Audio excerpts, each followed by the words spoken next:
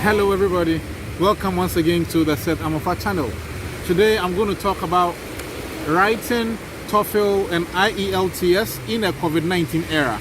I know most people were not able to write their English proficiency exam for their international admissions because from March everything went shut down. Lockdowns everywhere.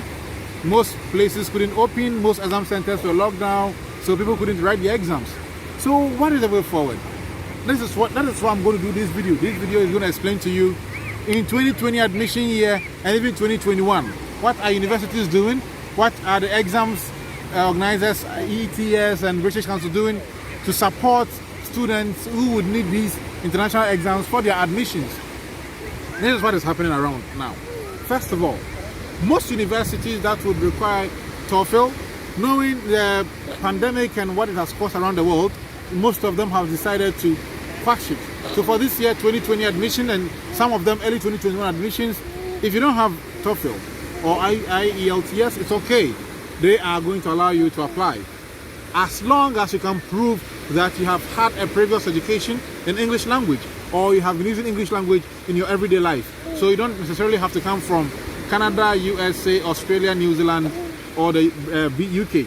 As long as you can prove that you have Anglophone person, you speak English as your official language, then they are going to allow you without necessarily requiring you to write TOEFL or IELTS. One such university is ECU of Australia. And then another innovative way that the exam centers have brought up. It was so difficult. It was so difficult for you to write the English exam. For example, if you live in a certain country which has only one center, it means you have to travel from your city, go to the main city, the capital of somewhere, a big city nearby, to write. Some people travel 4 hours, 5 hours just to go and write the TOEFL. Thanks to Corona, now I'm going to thank Corona. Thanks to Corona, now people are able to write an iBT, internet-based test of TOEFL from their own home. If you go to the ETS website, they have what they call the TOEFL iBT Home Edition. This Home Edition is as good as the one you write from the TOEFL exam center, but there are requirements. It means that you have to be in the room alone in your house. The house has to be silent. You have to have a camera that is looking at you throughout. You don't have to move. You have to sit for the whole of the 3 hours or so for the exams, and all the requirements that are needed during the IBT exam in the TOEFL center have to be existent in your house. It means if you live in a small room with your wife and your children or your family, then it is difficult for you to take such an exam. You need a quiet room. So once you meet all the requirements for the computer setting, the microphone, the webcam, and the serene environment, and then a good internet, you can register, pass the exam, and universities will accept it. For example, University of Calgary agrees to accept the iBT Home Edition for 2021 admissions. The reason is that they know that people cannot go to exam centers, right? But they still want to see your English proficiency. For that matter, they want you to stay home, stay safe, and write the exams and pass. If you're able to get the band they want, for example, they say if you have to get this mark, you have to get, say, 80 and 20 for each session, you have to get it anyway.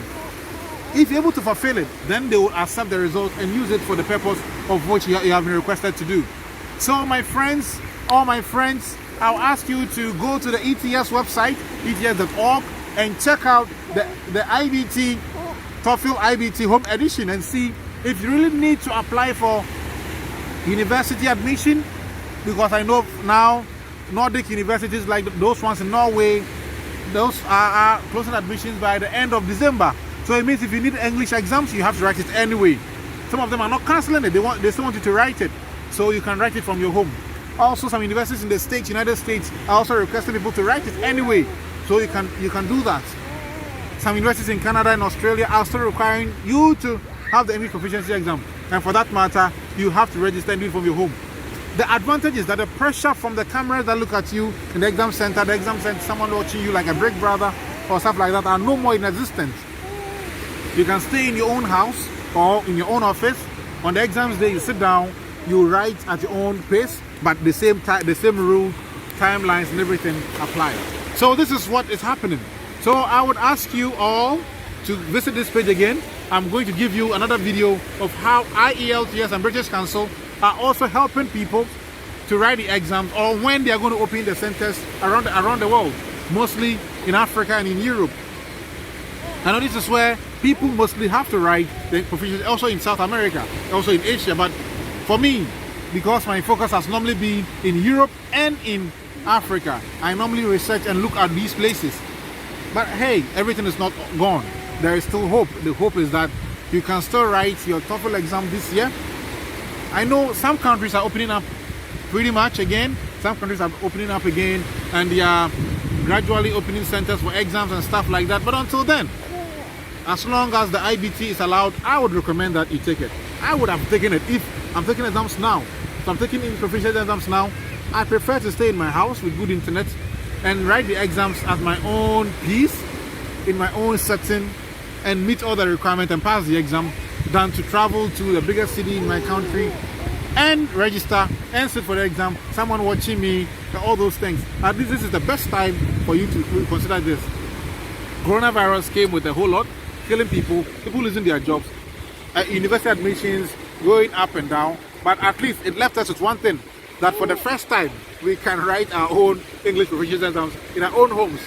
I think it's a good thing, and I would encourage ETS, maybe you send a petition to ETS, the organizers of the test, to perpetually continue this home test. As long as one meets it, they should be allowed to write it. Then we can all apply. But one thing I have to tell you is, if you are thinking of applying for universities in Australia and Canada for the 2021 admission year, please don't lose or don't take off your eye from this channel. The next video is going to tell you how the universities that are preparing to admit students from the next academic year, not this one, because this one is already in. People are going already in September, so it's too late to discuss it. But for the next academic year, when are they opening admissions? What are the requirements? Whether all of them need TOEFL and IELTS, or some of them are waiving it, as some are doing it now anyway. So our next video is going to discuss that. And then we are also going to upload another video comparing educational system, the requirements, and the standard of living for students and work opportunities in the Baltics, vis-a-vis another video discussing the Baltic against the Nordics. So the Baltics is going to look at Estonia, Latvia, Lithuania, how educational system is there, how easy is it to apply, how likely are you going to get a visa, and when you study there, what are the opportunities? Are you able to do internship, paid internship? Are you able to get a job? Are you able to get a paid job? Are you allowed to work? And how much are you able to get? Are you able to work and pay your fees? But before you can do all these things, you have to pass the English exams, right? So now let's take advantage of the iBT, pass it, and then when we talk about the Baltics and the Nordics, all of us will be able to work hard and achieve our goals of studying abroad, to broaden our skills, our knowledge, our experiences, and become good citizens of the world. The world needs us. We need the world. We are the only people who can make the world better. But there are basic requirements, and the requirement is that get a proof that you can speak, write, understand, and answer questions in English. And I think some people think it's unfair, but I think it's a fair ground anyway. All the time someone has to set the rules, and all of us have to follow. So dear friends, hello viewers, thank you very much for watching. Take advantage of the iBT Home Edition, pass the exams, and let's look at which university is willing to accept it. See you again, and see you again soon. Thanks for watching, and have a great day.